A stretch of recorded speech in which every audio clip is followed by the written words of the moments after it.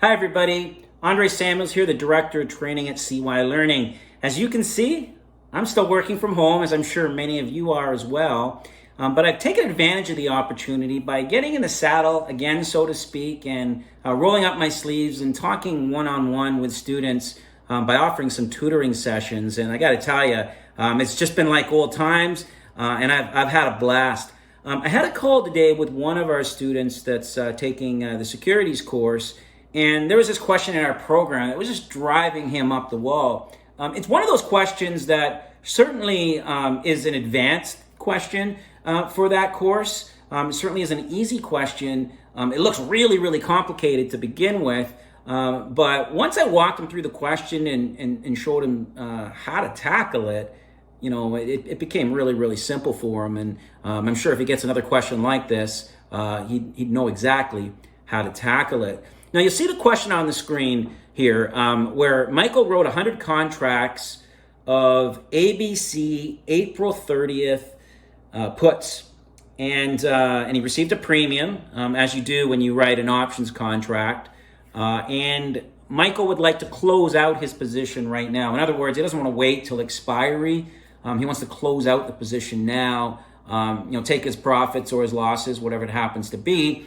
And the question is, how much money would he have made? And as you can tell by looking at this question, there's just a whole bunch of information designed to really test the student on what is relevant here, and do you really know, how to close out a derivatives position when you're the writer.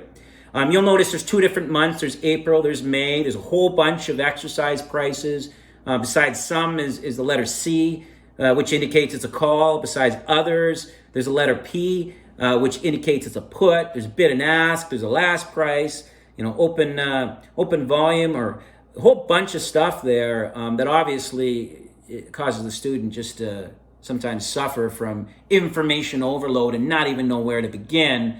But most of this information isn't needed at all. So we're going to be able to get rid of a lot of it, and the question becomes really, really simple. Now, when I was talking to this student, here's what we did, and I'm going to do this on this video. We first talked about a 2-minute brain dump. Then I talked about what a derivative is. I talked about something called the call-put table, which you'll find in your textbook, you'll find in your SeeWhy Learning study guide. And then we circled back and we tackled this challenging exam level question. Now, what do I mean by a 2-minute brain dump? Well, the moment your exam starts, it's just an exam writing strategy that I personally use for any exam that I write.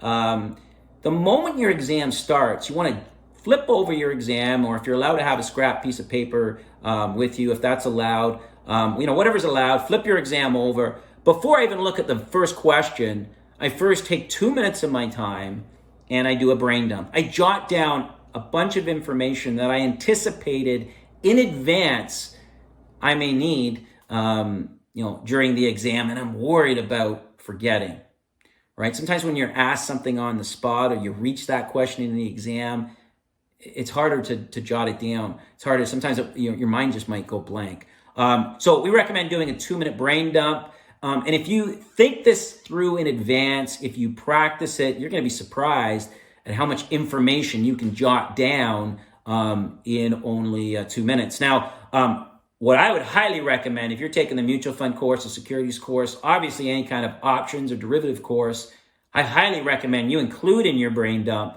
what we call the call-put table. And we're going to take a look at that table in a moment. Now, an option, in this case, in this question, it's a put options contract, but it's a form of a derivative. So let's just start there, right? What is a derivative? Well, it's a contract where the value of that contract is based upon or derived upon an underlying asset. Now, let me give you an example. Let's suppose you had a call option. Now, this is an option that gives you the option to buy. And let's suppose your option is you can buy ABC shares for $10. How valuable is that contract? Do you know? Is there enough information? Of course not, right? You get to buy these shares for $10. Well, Don't I need to know what they're worth right now? Right? If those shares are worthless, well, then this contract's worthless. I'm not going to exercise it. But if the shares, let's say, have a market value of, say, $35, well, now this options contract has some value to the holder because they get to buy the shares for 10 when they're really worth $35 right now. I mean, heck, even if the investor didn't want to own the shares, they could exercise the option, buy the shares for $10, turn around and sell them immediately and hopefully get, market price real close to $35 and make $25. So this contract has value in this case. In the course, that's called intrinsic value. And you're going to learn about that, if you haven't already, in your study guide and videos, if you've added that to your subscription. Now, there are a whole bunch of different derivatives. There's call options and put options, which we've briefly discussed. There's rights, there's warrants, there's futures, there's forwards, etc. Now, in this video, we're going to focus on options contracts, and more specifically, we're going to focus on a put option contract because that is what Michael is trying to close out in this question. All right, first thing I want to do, though, is let's take a look at the options table. Now, even though the question focuses on puts, we're going to talk about a call first, and then we're going to look at the put table. Same principles apply. We're going to look at the put table and see how it would help you out with this question. This way, we get a little bit of exposure to both tables. So let's start off with a call option, which you see on the screen right now. And I want to talk about how do you memorize it, because that's the first objection I get from students. I say, hey, if you have this table right now, it's going to really, really help you. And then I show them that it helps them, and they're like, yeah, but how am I going to memorize this table? Well, it really isn't that difficult if you have some good strategies. So let's just take a look at this table together, and I want to point out some things. I'm going to give you some memory aids on how you can remember this table, and you're going to get guidance, same guidance in your SeeWhy Learning study guide, but sometimes it helps, hearing somebody talk and explain it. So again, we're looking at the call option table. You'll notice on the left-hand side we've got the holder, and they have the option to buy. Now, how do I remember that a call gives the holder the option to buy? Well, I picture them calling the shares over, right? They're going to buy them. They are calling the shares over. So that part's pretty easy to remember with that memory aid. The call holder has the option to buy. The call holder pays a premium for that option, right? An option is a nice thing to have. You can either exercise it or not. So you don't get it for free in most cases. So you got to pay for the premium. You got to pay a premium to get this option. And obviously, if you're paying the premium to have the option to buy something, well, you think the price is going to go up. Otherwise, why would you want to be buying this option? So another word for that is bullish. Bullish means you think something's going to go up. Picture a bull charging ahead. Normally, a bull charges upwards, butts its head upwards. Bearish means you think the stock's going to go down. Bears normally, go on top and smother their prey, I suppose, and goes down. Good little memory aid there. But once again, the left-hand box of the call holder, you have the option to buy. You're calling the shares over. You got to pay a premium to have this option. And obviously, if you're thinking about buying the security, you got to be bullish. Now let's take a look at the call writer.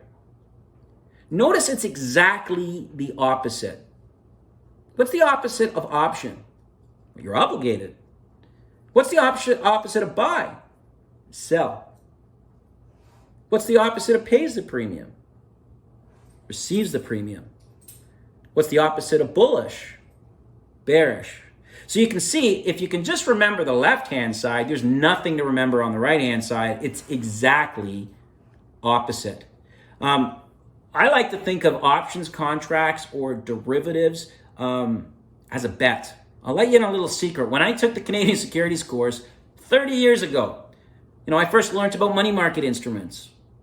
Okay, that makes sense. That sounds like a cool investment. Then I learned about fixed income and bonds. I thought, they work a little bit differently than I would have thought, but that's cool. That's a neat investment. Then I learned about common shares. I thought the same thing. A little bit riskier investment, but excellent investment. A good investment idea. And then I moved on to something called derivatives, and I thought to myself, well, this doesn't sound like investing. This sounds a lot like gambling. And really it is. When we're talking about derivatives contracts, you've got two parties that believe opposite things. One party is going to be right and they're going to profit. One party is going to be wrong and they're going to lose money. The person that earns a profit, their profit comes at the expense of another. This is why we call derivative contracts a zero-sum game. No new money is being earned here. Unlike if you invest in a startup company, you buy shares in a company, well, potentially everybody can profit, right? The issuer, if they put that capital to good use, it could be good for the company. The investor, if the company does well, the shares could appreciate. So things like common shares, for example, everybody can potentially make money if the investment turns out well. But when it comes to derivatives, you always want to remember one party's profit comes at another party's expense. It's a lot like a bet. And that line of thinking is going to help you when we tackle certain derivative questions in your exam prep. So I'll leave you with that. Those are some tips on how to memorize the table. Now, let's talk about how an investor might close out a position before we get back to that difficult question that we started with at the top of this video. So here we're focusing on the call writer, right? He's obligated to sell shares. Let's put a price here. Let's say he's obligated to sell ABC shares at $10, and the option expires in 3 months. Now, there's two different types of options contract. There's ones where you can only exercise them at expiry. We call those European style. There's ones that you can exercise any time in that 3 months. That's called American style. Good little memory aid. You'll find this in the study guide. American starts with A, and so does any time. An American style option, you can exercise any time in the next 3 months. But again, I digress. That's not relevant to this question, but something that could pop up on the exam. So again, he is obligated to sell ABC shares at $10. And let's say the price goes up to 12. Is that working in his favor? Not at all, right? He's got to sell shares for $10 that are right now are worth 12. Imagine if he's got to take his shares that are worth $12 and give them to somebody else and only get $10. This is not going good for him. And then the shares go up to 16. It's getting even worse, right? He's got to buy these shares, sell these shares for 10, and they're worth $16 right now. It's gotten even worse. And, let's say his option hasn't been exercised yet. The party on the other end, or the exchange hasn't exercised the option yet, which means things can get even worse for him. So how can he close out his position? Well, one way, or in fact the only way, I guess, is to go out in the marketplace and buy an options contract that mirrors, in other words, it's exactly the same as the one he wrote and sold. So right now he's obligated to sell ABC shares at $10, expiring, whatever, 3 months from the date he sold them, right? He's obligated to sell ABCs for $10.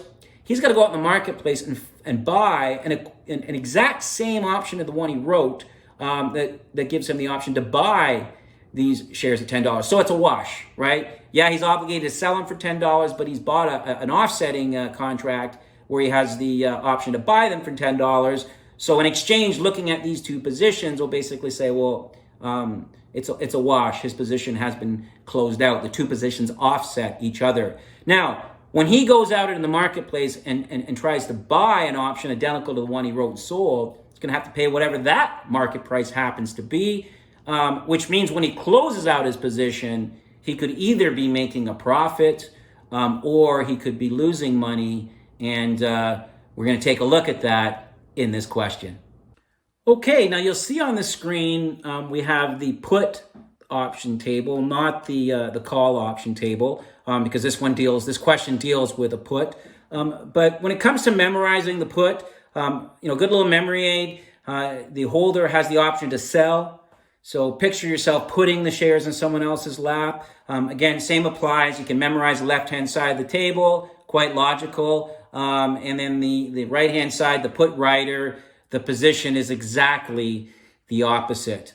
So that's how you memorize this table. But once again, when your exam starts, we recommend doing a brain dump and including in that your call table and your put table. So you have this right in front of you if you encounter a question like this. Now, I can't guarantee you're going to obviously encounter a question like this, but you're going to encounter questions on derivatives, and this table is going to be extremely helpful. So let's take a look at Michael here, and let's circle some key things here. So he wrote, so that's important, right? He's the writer, so we want to circle that. That means, and that makes sense if he wants to close out the position. He's the writer. The put holder and holder doesn't really have anything to close out. They can just let it expire and use it or not. But sometimes a put writer wants to close out their position. But anyway, we want to circle that he wrote 100 contracts. That's really important. ABC, that's important. That's the underlying company shares. And April 30th, that's important. That's when the month in which the options expire. We call that a series. Options contracts don't all expire all on different days. They expire the same day each month. This one expires in April. Now, $30 there, just a side note, that's not the date. Even though there's no dollar sign there, that's not a typo. It's something you need to know. April 30 does not mean it expires on the 30th. They expire on the same date each month. The exact date is not top of mind right now. But what the $30 is, that's the exercise price. So take note of that, and take note that they don't put the dollar sign for whatever reason. So $30 is the exercise price. We know it's a put. That's important. When he wrote this option, he received a premium of $1.25, and now they're asking, how much money did he make or lose? So a couple of real tricky things here. First of all, you needed to know that 30 is the exercise price. We've already addressed that. Maybe let's put a note, right beside that so we don't forget. Another important thing you want to know is he wrote 100 contracts, and you need to know when we're talking about options contracts where shares are the underlying asset, each contract represents 100 shares. So really his overall this represents 100 contracts times 100 shares. This really represents, an underlying 10,000 shares. Okay, and now he wants to close out his position, so he needs to go out in the marketplace, and in order to close it out, he needs to buy back an option that is identical to the one that he wrote. So the first thing that I do is let's get rid of all this garbage information that you just don't need. It makes it so much simpler. So what we need to do is we need to go into this whole mess of a table here, all this information here, and we need to pick out one line. We need to find the line that talks about the option that he wrote, because we need to buy one back that's identical. So his expires in April. So what that means is the first four in this table, that's all distractors. Get rid of it, right? They're talking about options that expire in March. His expires in April. So we can just get rid of or cross out the first four. Now we're looking at other options that expire in April with ABC as the underlying asset. So at least we're narrowing it down. Now, what did he wrote? He wrote a put. And what do we need to buy back? We need to buy back exactly what he sold, an identical put. So now we can cross out the two that have C beside the exercise price, because that's referred to call. And again, to really isolate it down to the only one we need to know or need to look at is the one at the very bottom that expires in April. It's got an exercise price of $30. It's got a P beside it, meaning it's a put. That is the exact thing that we got to buy back. So let's get rid of everything else in the table. All of a sudden, this question is so much simpler. All right, next thing, what do we got to do? How much money did he receive when he wrote this option? Well, we're going to take 100 contracts. Each contract represents 100 shares, so we're going to take 100 times 100 shares times the premium that he received of $1.25. And again, we don't do this math by shorthand or by memory or using our brain. We use a calculator. So 100 times 100 contracts times 100 shares times what was it, $1.25 equals 12,500. So that's how much he received when he wrote this option and entered into this obligation. Now he wants to buy the position, a position identical back to offset. So how much is he going to have to pay to get back an identical option? Well, we're going to look at the ask price, right? It doesn't matter what other people are bidding, really. Right? That's other people that want to buy, right? What we're interested in talking to is sellers, right? So who is selling? And of the people out there that are selling, who's asking the lowest price? Well, there's a guy out there right now, or a girl out there, that's asking a price of $8.60. That's the lowest ask price out there. So that's probably who we're going to hopefully wind up dealing with. So let's circle that price. Now let's assume we get that price. So let's do the math. 100 contracts times 100 shares, right?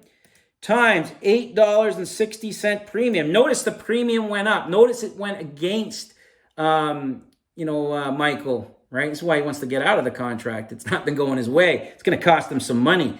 We do all that math, and what do we get? Oh my geez, $86,000. So when he wrote this contract, what did he receive? $12,500. Now, he hoped it was going to work out in his favor, and the investor on the other side would never exercise his option, and he would have just kept the premium and been happy with his $12,500. Unfortunately, things moved against him, and so it couldn't get worse. He decided to close out his position. He went out in the marketplace and to buy back an identical option. It cost him $86,000. So he made $12,500 when he wrote the option. It cost him $86,000 to close out his position. So according to my math, he's lost $73,500. Is that the answer? Yes, it is. So here you see how an extremely complex question at first really isn't that difficult. First, your takeaways is memorize the call put table, go to your SeeWhy Learning study guide, or watch this video again. It's easy to memorize these two tables using the strategies we gave you. When your exam starts, jot down these tables as part of your 2-minute brain dump. And in terms of this question, again, how did I tackle it? Well, first, another thing I should have pointed out is right from the get-go,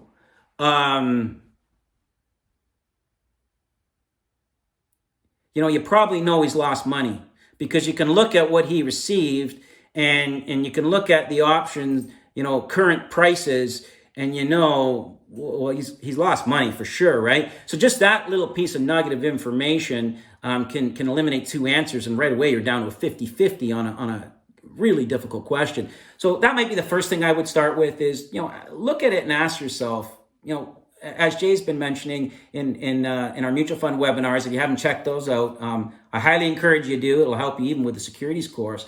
But first thing you want to do is ask yourself, can I limit any answers? So that's the first thing I would have done.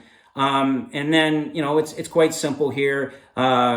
He's wrote some options contracts here. He needs to close them out. In order to close them out, we need to find, the series, find the exact option that he wrote.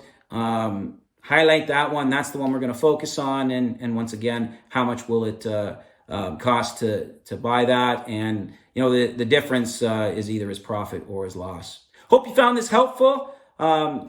Keep up the great work if you're studying using SeeWhy Learning by doing lots and lots of practice questions and reading the answer keys. you're going to pick up on all these subtle points that you might have missed when doing your reading. Thank you.